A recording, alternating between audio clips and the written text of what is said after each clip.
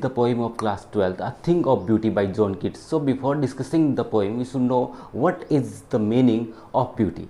Beauty is something that gives happiness, peace to our mind and pleasure to our eyes. कि ऐसी चीज़ या ऐसी वस्तु जो हमें, हमारे दिमाग को, हमारे जो मन को शांति प्रदान करती हो, वो चीज़ कहलाती है सुंदरता या ब्यूटी।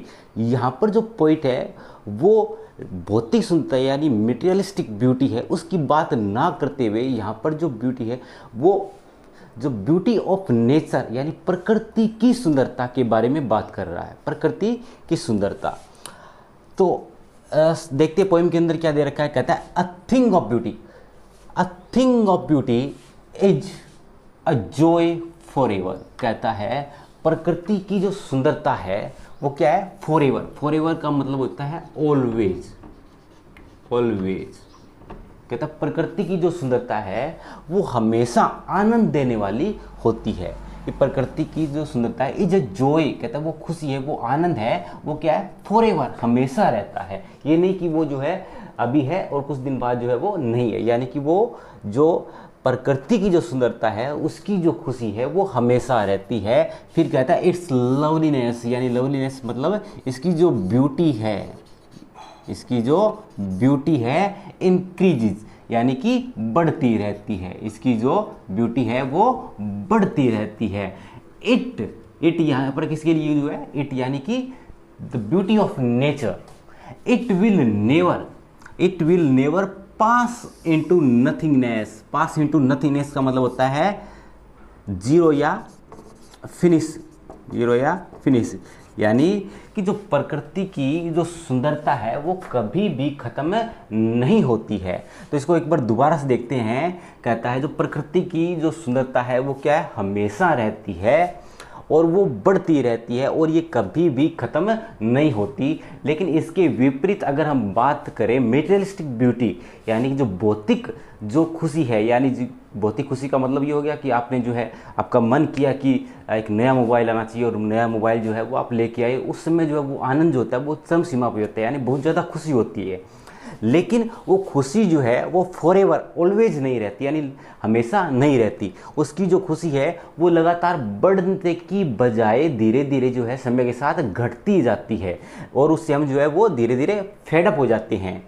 और क्या है, पास इनटू नथिंगनेस।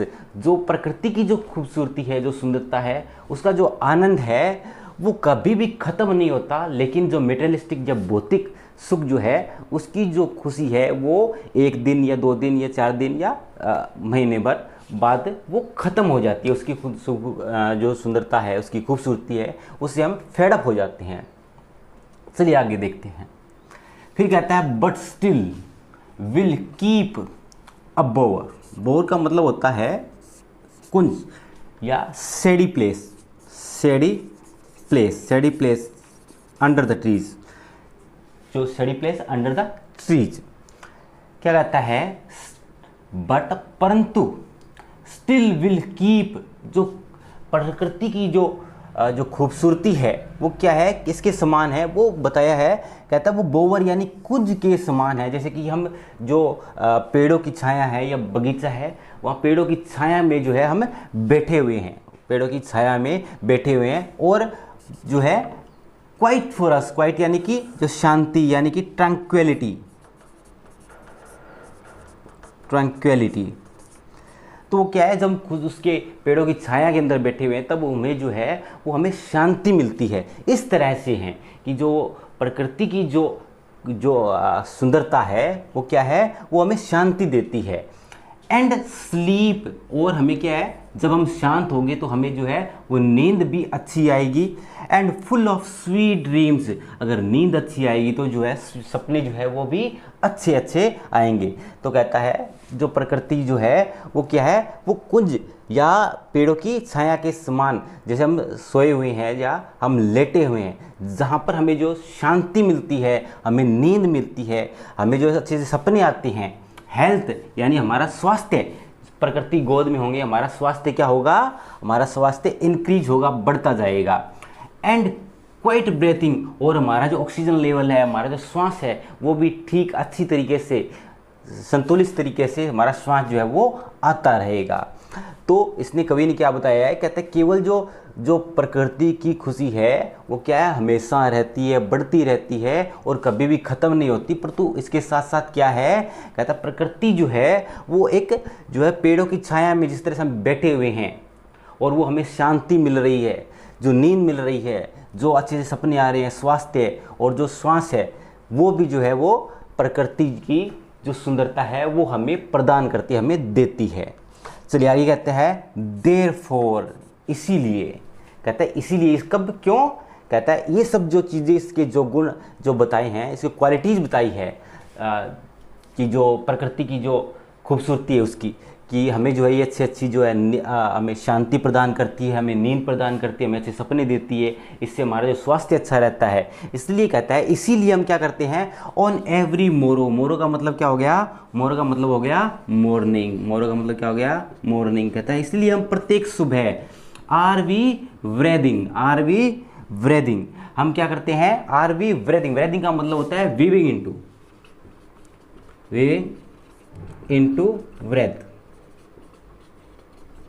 इनटू ब्रेथ, यानी कि जो है वो फ्लोरी बैंड, जो कहता है कि फूलों की माला बनाना, फ्लोरी बैंड।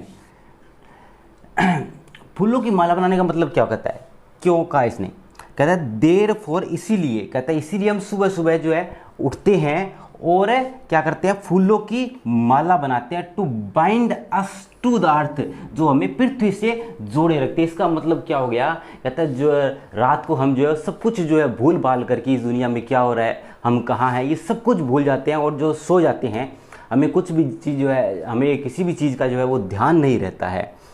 और जब हम उठते हैं तब हम जो है वो दोबारा से फ्लोरी बैंड बनाते हैं, यानी फूलों का जो है वो माला बनाते हैं, यानी कि एक सुंदर जो है वो दोबारा से एक सुंदर कनेक्शन जो है हमारी पृथ्वी के साथ, इस संसार के साथ हम दोबारा से हम कनेक्ट होते हैं। यानी इसका जो मतलब है वो क्या है, कनेक्शन जो है वो शो किया है कि हम जो है हम दोबारा से हमारा जो कनेक्शन है, हमारा जो संसार के साथ जो कनेक्शन है वो दोबारा से रिज्यूम करते हैं, दोबारा से बना लेते हैं। कि कब, कहता है इंस्पाइट ऑफ डिस्पोंडेंस का मतलब होता है निराशा, यानी कि डिसअपॉइंटमेंट, कहता है निराशा के बावजूद भी, और फिर कहता है of the inhuman dearth, inhuman का मतलब होता है अमानवीय या ऐसे मनुष्य जो क्या हो, सेल्फ सेंटर्ड, सिर्फ अपने बारे में सोचने वाले, सेल्फ सेंटर्ड कहता है जो सेल्फ सेंटर्ड की जो हमारी जो सेल्फ सेंटर्ड रहने की जो मनुष्य की जो आदत है, उसने क्या कर दिया है, डर्थ यानी कि लेक, कमी ला दी है, किसमें कमी ला दी है, ऑफ नोबल नेचर, अच्छे गुणों में, गुडनेस में, अच्छे गुणों में उसने कमी ला दी है। ऑफ द ग्लूमी डेज, कहता है ऑफ ग्लूमी डेज यानी कि जो अंधकार में दिन या बुरा टाइम हमारा, उसके बावजूद of all the unhealthy and over darken ways, unhealthy यानी कि बुरे, और डार्कन वेज यानी कि गलत तरीके, रॉन्ग वेज कहता है, और सभी बुरे और गलत तरीके मेड फॉर आर सर्चिंग, जो हमने जो है हमारी जो भौतिक सुख है या फिर जो हमने जो सांसारिक सुख है उसको पाने के लिए जो हमने बुरे और गलत तरीके अपनाए, यस हाँ, इन स्पाइट ऑफ ऑल, इन सब के बावजूद भी सम शेप ऑफ ब्यूटी, कहता है कुरु, ब्यूटी यानी सुंदरता यानी कि प्रकृति की सुंदरता का कोई ना कोई रूप, मूव्स अवे द पॉल यानी कि जो कवरिंग है, ढके हुए है, moves away the pall from our dark spirits, कहता है हमारी डार्क स्पिरिट जो है, हमारी जो बुरी आत्माएं हैं उसके ऊपर से वो पर्दा हटा देती है। कौन है, कहता है सुंदरता का कोई ना कोई रूप हमारे जो बुरी आत्माओं के ऊपर जो जो ढका हुआ है, आवरण आया हुआ है, उसको दूर कर देती है। तो इस पैराग्राफ को दोबारा से एक बार देख लेते हैं स्टेंजा को। क्या कहता है? स्पाइट ऑफ डिस्पोंडेंस, निराशा के बावजूद, निराशा के बावजूद, और मनुष्य के जो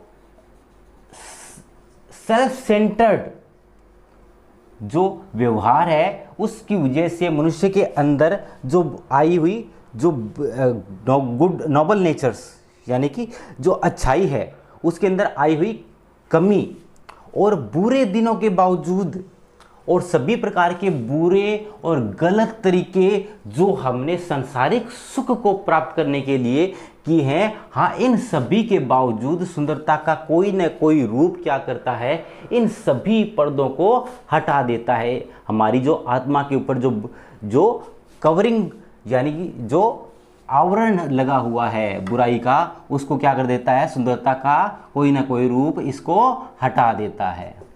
तो ये थी हमारी पोइम। तो इसका जो सेकंड पार्ट है वो नेक्स्ट वीडियो के अंदर डिस्कस करेंगे। Thank you, have a nice day.